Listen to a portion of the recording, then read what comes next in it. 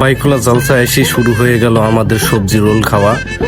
এত স্বাদ কেন দাদা? ও দাদা, এই মাংসে করা রোল ক্রিম এত স্বাদ লাগে কে দাদা? আমাকে সেই লাগলো দাদা। দাদা মাংস করা রোল ক্রিম না, এটা হচ্ছে সবজি রোল ক্রিম। ওই এই জন্য স্বাদ বেশি দাদা, আমাকে সেই লাগলো দাদা। হ দাদা, এদের চপটা আরো বেশি স্বাদ। আবার সেই ফুচকা খাওয়ার জন্য চলে যাচ্ছি, সেই ফুচকার দোকানে যাই দেখি আমাদের সেই 4টে ব্যক্তি বসে রয়েছে। ওরে অলরেডি তারা আবার ফুচকা না খেয়ে খাচ্ছে হচ্ছে চটপটি। ও বাবা, আস্তে খাও দাদা, তুমি কিন্তু ঠেকে যাবে। ও মাই গড, সাইকেলের রড, হুন্ডা টিউ।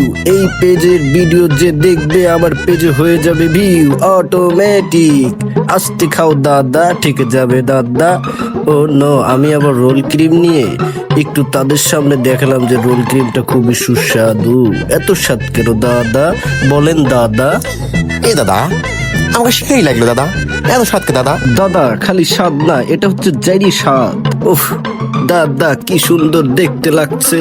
ও দাদা, এবার দাদির সহকালে আসবো দাদা, এত সুস্বাদু সেই লাগলো দাদা। আরে দাদা, দাদির আসার আগেই দাদার এগ্রিকালচার গ্রুপ চলে এসেছে ফুচকা খাওয়ার জন্য দূর দূরান্ত থেকে। আবার অলরেডি ফোন দিয়ে বলতেছে, তুমি কোথায় আছো জানো, তুমি চলে আসো, আমি একবার ফুচকা খেয়ে অনেক স্বাদ পেয়েছি জানো, তুমি রানিং চলে আসো দাদা। দাদা এত স্বাদ কেন দাদা?